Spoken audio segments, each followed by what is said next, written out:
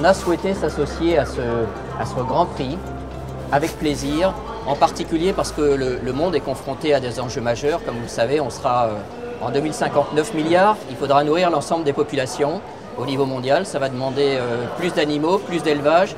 Et nous sommes contents d'une certaine façon d'être associés d'un côté à ce que l'on fait au quotidien, à savoir soigner les animaux pour mieux soigner les hommes, à savoir soigner les grands élevages qui vont permettre de produire ces protéines animales qui seront nécessaires, et en même temps, et j'ai envie de dire c'est une forme de biodiversité, en même temps nous associer à des projets tels que face à ces grands élevages, la poule noire du Berry, le chien de Crau, la vache maraîchine. D'abord parce que dans la biodiversité, il y a la capacité à nous adapter à des changements potentiels, et donc il faut garder tous ces savoir-faire historiques. Et donc pour nous, c'est vraiment un moment important. Je me suis posé la question en interne, vous voyez, chez Ceva, je me suis dit, est-ce que les salariés de Ceva vont comprendre ce que l'on fait? Est-ce qu'ils ne vont pas se dire, c'est une sorte de lubie du président qui vient s'amuser, voir des petits élevages? Absolument pas. Vous voyez, j'ai trouvé cette grande sensibilité parce que d'une certaine façon, on rend aussi hommage par ce que l'on fait à ce travail de nos ancêtres, de nos anciens, qui ont su adapter des races à des géographies particulières, à des contraintes particulières. Donc je pense que c'était important pour nous de donner aussi un coup de pouce à ces éleveurs et à ces projets.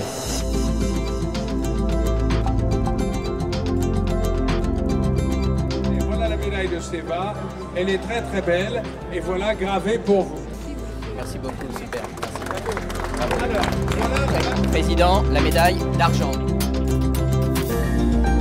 Super, bravo. C'est à vous, monsieur Lam, que je donne le chèque. Hein. Ça, c'est le premier prix. Hein. Ça va, j'espère, aider à la viabilité encore une fois. La médaille d'or. Toutes les races françaises étaient en disparition. Donc, là, je représente la Fédération française des volailles, dont le club de la Noire du Berry fait partie. Dans les années 75-80, il restait vraiment plus que quelques exemplaires. Et puis, grâce au travail de beaucoup de passionnés, on va dire, on a réussi à la sauver maintenant, et donc on est même constitué en filière commerciale maintenant. On arrive à produire 8000 volailles comme en 2012.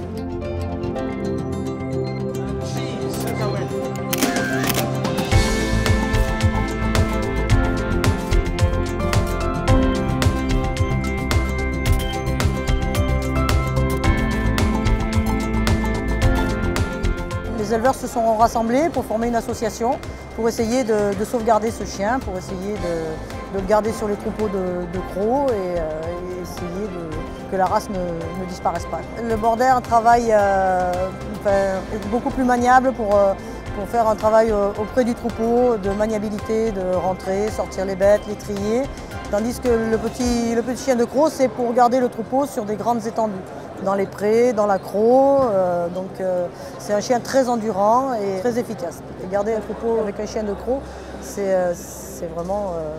le chien a le sens du troupeau, ce qu'on appelle le sens du troupeau, quoi.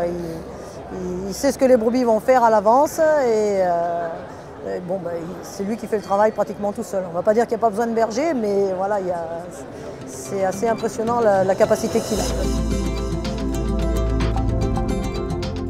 Une vache maraîchine, c'est typiquement une race mixte, justement, d'où notre élevage qui peut autant être amené à faire un très bon lait, riche, sain et gustatif, qu'une très bonne viande. Des animaux qui profitent très bien, qui ont un coffre très long, des cornes en lyre très spécifiques, les oreilles noires, les ongles noirs, une race qui est donc très rustique, adaptée aux prairies humides et qui permet justement le développement de la biodiversité locale. Dans son berceau de race qui est du Nord-Vendée jusqu'au sud Gironde, toutes les prairies humides sur la côte atlantique. Il y a un peu plus de 30 ans, il restait un peu plus de 30 femelles. Et grâce à un groupe de 4 passionnés qui ont tout mis en œuvre humainement, physiquement j'ai envie de dire, et au niveau des sous, pour pouvoir remettre en place un élevage qui aujourd'hui compte un peu plus de 1400 femelles en 2012. Ce qui ne veut pas dire que c'est sauvé, mais on est quand même sur une très bonne voie. Avec la vache maraîchine, ce qui fait notre différence et notre spécificité, c'est le côté laitier. Justement, remettre au goût du jour le lait qui a fait la réputation du beurre Charente-Poitou. Et ça permet à la vache maraîchine de faire parler d'elle, c'est assez chouette, quoi.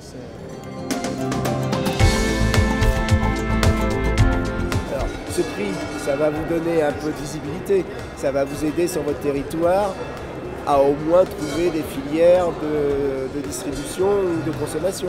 Voilà, ça va nous aider aussi. Vous en produisez combien actuellement? Alors actuellement, en 2012, on a produit 8000 volailles, ce qui est vraiment un grain de sable. Hein. Ouais. Mais bon, en 2013, il y a une autre éleveur qui va donc s'installer, donc on espère passer le cap des 10-12 000 cette année en 2013. Il y aura des retombées au niveau financier bien sûr, mais aussi au niveau des médias. Parce que je dis encore un grand merci donc, à Madame Lévy de la Fondation du Patrimoine qui a vraiment joué le jeu en prévenant les médias, France Inter, Faire 3, donc les presses locales au niveau du Berry. Donc pour nous c'est très important aussi ça. J'espère que de ce fait justement que ça fasse un peu un déclic, pas trop pour la vente, c'est surtout pour la production. J'espère que ça peut faire un déclic. S'il y a certains éleveurs qui pouvaient venir nous rejoindre au niveau de la filière, ça peut être intéressant.